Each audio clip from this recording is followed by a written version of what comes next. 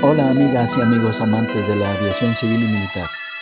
Les habla su amigo el capitán Fernández Caro. Hoy les voy a platicar algo bien especial que sucedió, bueno, o que nos sucede a nosotros los militares cuando egresamos del Colegio del Aire.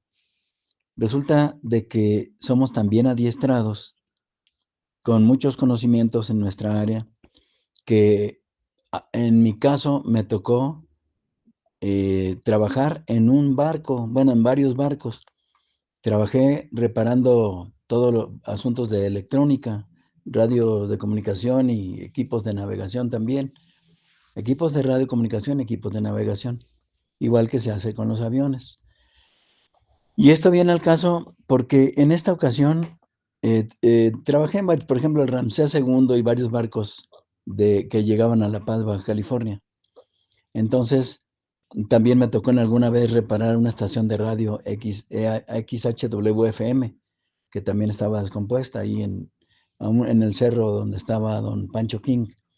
Bueno, por varias razones, nuestros conocimientos, gracias a nuestra educación del sistema militar, somos capaces de trabajar en donde sea, con resultados y muy buenos. Y en esta ocasión les comento algo bien especial. Resulta de que hubo un barco en el que trabajé ahí reparando radares, reparando equipos y todo lo que ya tiene y ajustando equipos de navegación y comunicación. Pero este barco se llamaba, digo se llamaba porque ya fue hundido, el presidente Díaz Ordaz, ese era el nombre. Estaba bueno, la base la tenía en Pichilinque, como todos los barcos de servicio de transbordadores. Ahí trabajé con ellos. Pero algo especial de este barco es que ahí, al estar trabajando, pues es viajar de Santa Rosalía en esa época hasta Guaymas. Era llevar y traer pasajeros. Había varios tipos de nombres de barcos, como el Azteca, el Transbordador La Paz, le llamaban ferries. El Transbordador La Paz, el Topolobampo, el Salvatierra, el Azteca, o sea, fueron varios barcos, pero este en especial, en este me tocó a mí trabajar. Yo tenía el camarote número 101, camarote de nosotros, de como trabajador. Y me recuerdo mucho cuando viajaba, a veces no sabía si iba a Guaymas o iba yo a Santa Rosalía, porque es tan recurrente los viajes que no sabe uno ni para dónde vas. Y como está uno de trabajador, sin embargo, en la noche me iba yo con el timón. Me gustaba agarrar el timón del barco, allá en el puente de mando, hacer, bueno, de por sí, reparar una giroesfera tiene que esperar muchas horas para que agarre su presión, temperatura y todo lo que debe llevar ese líquido que se le pone para que para que no tenga errores en sus marcaciones de rumbo. Entonces, en esa ocasión me acuerdo que el capitán Anides, de nombre precisamente, me acuerdo que se llama, bueno, me acuerdo que se llama Anides, capitán de altura, Manuel Roblero Anides. Y mi jefe era Bonifacio Cruz Arteaga, que era era el electrónico y yo era su ayudante. Entonces ahí estuve trabajando, y recuerdo que el capitán Anides los sábados hacíamos carne asada ya en la proa del barco. Decía el capitán, esto lo hago para que tenga la oficialía y la tripulación se lleven bien, porque hay que recordar que dentro de un barco es una población exclusiva de esa y convive uno en todo, con todo. Los pasajeros llegan, suben y se bajan, pero nosotros como tripulación y como oficialía, pues tenemos una situación de compañerismo, camaradería y ayuda entre todos, ¿no? Inclusive a la hora de comer, de todo, de los alimentos, echamos risas y eso, porque son momentos de convivio, vaya. Pero precisamente los sábados se hacían estos convivios en la proa del barco y Y pues lo clásico, no falta que hubiera problemas ahí. Había enojos, pleitos entre tripulación y oficialía, no sé. Son cosas comunes en cualquier institución o lugar donde pues convive por alguna razón. Hay controversias entre uno y otro. Bien, pero el asunto este es bien importante por esta razón, porque este barco, yo me trepé a él ahí en mi camarote para hacer reparaciones el 28 de abril de 1981. Y casualmente, pues me fue muy bien todo eso, toda esa parte que andaba yo trabajando. Pero con el tiempo, pasó el 10 de agosto de 1984, este barco naufragó. ¿Qué sucedió? Resulta que saliendo de Mazatlán en la tarde, esa tarde de agosto, del 10 de agosto de 1984, pegó con un arrecife y se abolló, así como le pasó al Titanic, se abolló por abajo y empezó a filtrar agua y se regresó de inmediato el capitán, que haya sido o no, no sé si fue Anides en esa vez, pero no creo, pero regresó, acaba de salir de Mazatlán, se regresó y se puso en el muelle, como pudo se estacionó ahí, pero empezó, muy rápidamente se le metió el agua y la gente empezó a ser evacuada lo más rápido posible por parte se sonaron las alarmas y la gente tuvo que ser evacuada por parte del ejército, de la armada, de todos los que estaban por ahí cerca, de la marina mercante inclusive. Y ese barco, mi barco, se hundió al final de cuentas, pero no se hundió ahí en Mazatlán. Tuvo un periodo de tiempo, por ejemplo, yo me embarqué en él, estuve trabajando un buen tiempo del 28 de abril del 81. Luego, el 10 de agosto del 84, naufragó en Mazatlán. Pasó un año después que quedó ahí para ser reflotado como pontón. Y en 1990 fue desguazado y usado como arrecife para ser hundido en Puerto San Carlos, Sonora. Desde luego que esta historia pues viene al caso porque de tantos barcos, este era un barco noruego, se llamaba Adele cuando llegó.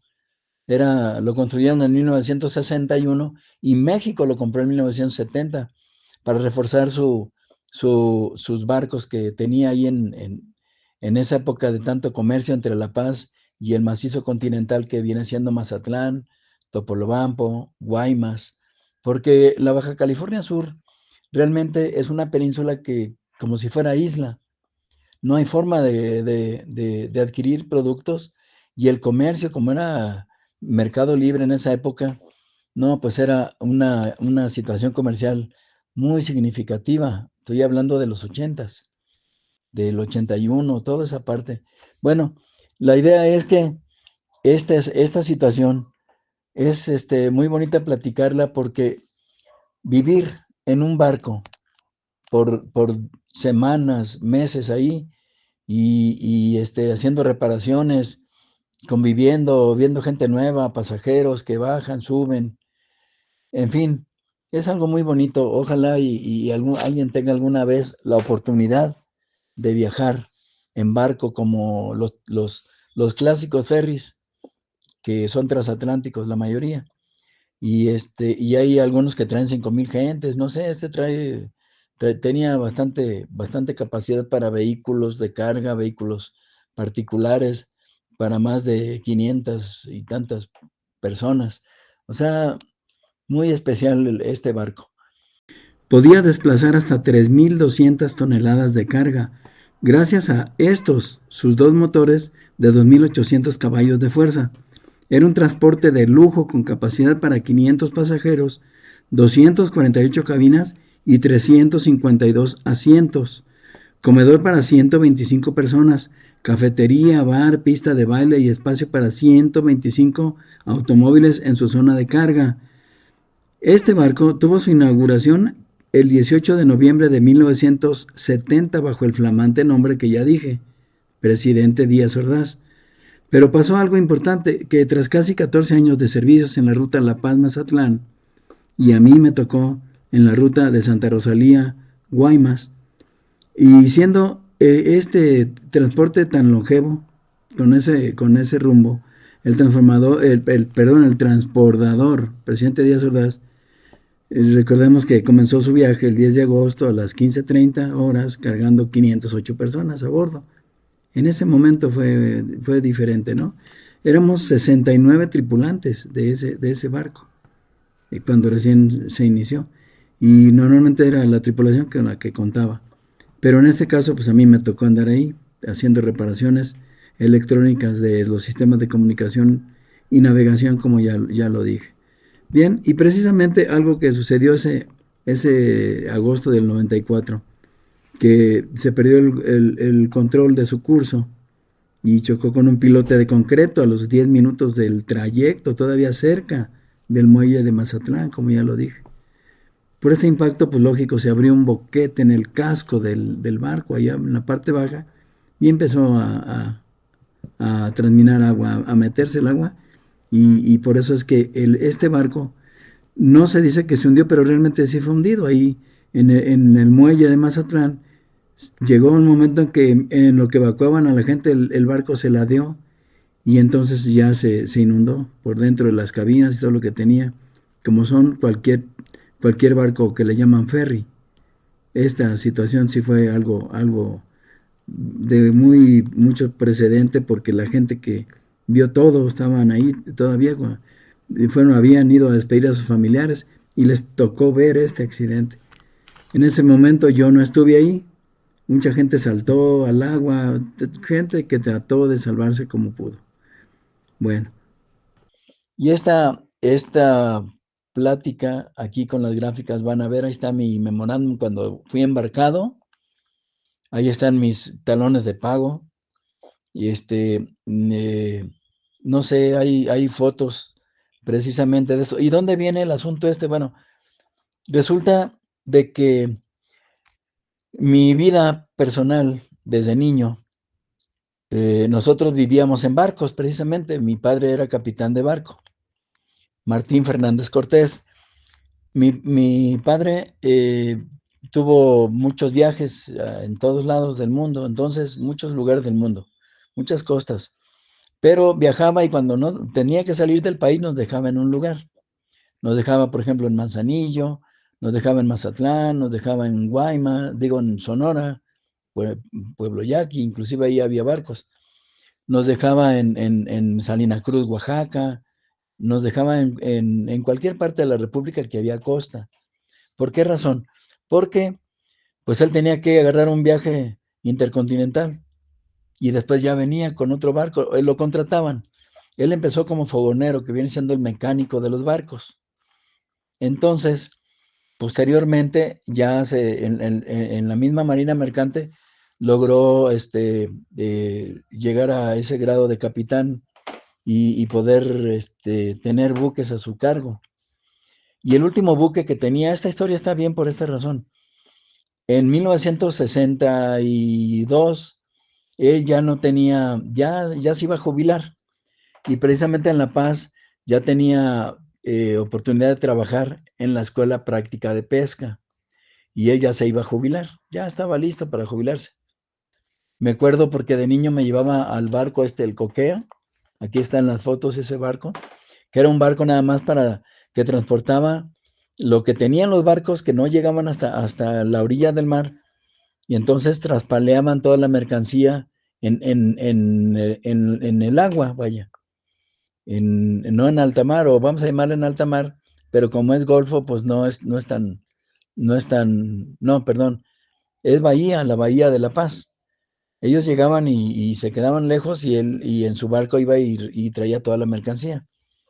O sea, vaciaban aquel barco y eran los viajes que hacía. Ya eran viajes locales, ya no hacía viajes internacionales. Pero pasó algo importante. Ya estaba en casa y listo para jubilarse e ir a trabajar como profesor a esta escuela práctica de pesca. Pero pasó algo increíble. Lo buscaron porque necesitabas un capitán para un barco rompehielos para Vancouver. Y vino el Mr. Jack, un gringo, para contratarlo. Y pues mi padre se animó porque cuando el padre deja de trabajar, empiezan las carencias en casa. Si ella se iba a jubilar y todo, pues se dio cuenta también que hacía falta algo clásico de los militares y cualquier persona que se jubila. Quiere seguir trabajando, porque por las razones obvias de que los dineros no alcanzan. Entonces se fue de nuevo a trabajar y en ese yate se fue por el Golfo de California. Y precisamente en el Golfo de California por ahí hubo una tormenta y el yate donde iban para trasladarse, para ir hasta Vancouver, pues tuvieron un percance en esa tormenta y solamente uno o dos marinos lograron salir vivos, pero los del yate, la tripulación y las familias que iban ahí, pues fallecieron, incluyendo mi papá. Entonces todo eso viene a la historia porque esa fue la razón por la que me quedé yo en La Paz.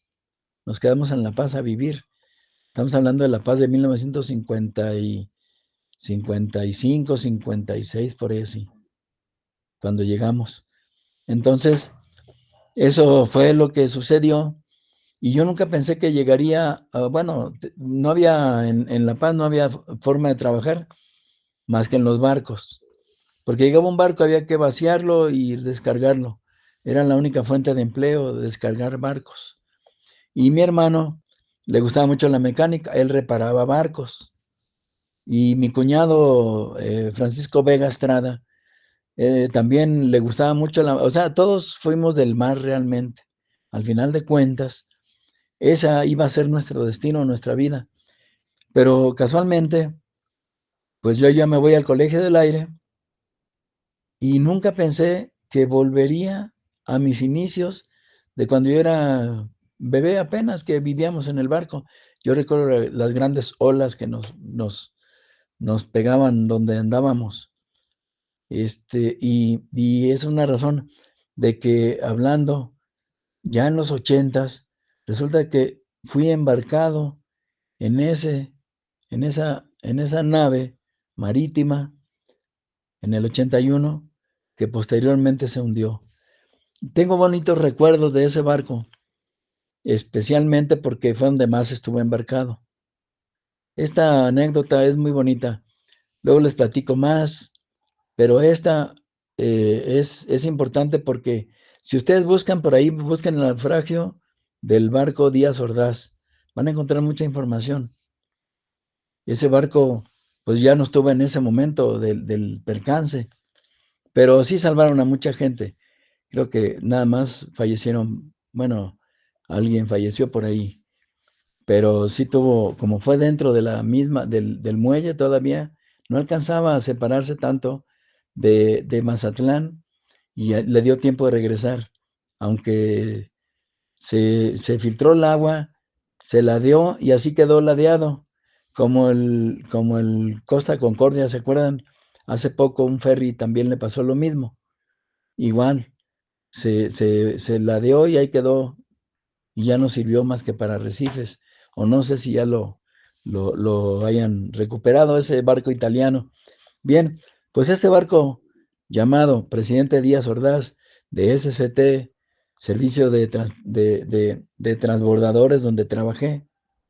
Aquí termina esta historia y tengo más anécdotas de ese barco, pero hasta aquí lo termino y les agradezco mucho su atención, porque esta aventura es muy bonita, porque fue en alta mar, en el Mar de Cortés y parte del Mar del Pacífico. Entonces, nuestra vida se concluye en esta situación. Los militares que salen de la escuela, en este caso, especialistas del Colegio del Aire, siempre encuentran trabajo en alguna otra área en la vida civil. Eso me gustó mucho porque podía yo reparar barcos y sus equipos de navegación y comunicación. Asimismo pude reparar transmisoras de radio, como la estación de radio FM de Don Pancho King, la XHWFM. Inclusive, también me tocó trabajar en Telmex cuando todavía era del gobierno. Ya después lo agarró la iniciativa privada y del señor que es dueño ahora de Telmex. Y esto es bonito porque cuando uno ya tiene los conocimientos dentro de la electrónica es universal para nosotros. Entonces cualquier equipo que pueda trabajar con los sistemas electrónicos, pues ahí podemos trabajar nosotros. Esa es una de las cosas que tenemos los egresados del sistema educativo militar mexicano, que donde quiera podemos trabajar, conseguimos trabajo rápido y muy eficientes en todo. Bueno, hasta aquí termina mi plática, mi charla, mi anécdota, y los invito a todos y a todas a conectarse y suscribirse a mi canal, youtube.com/, Capitán Fernández Caro. Los saluda su amigo y nos vemos en el próximo relato, la próxima charla, la próxima plática. Hasta luego.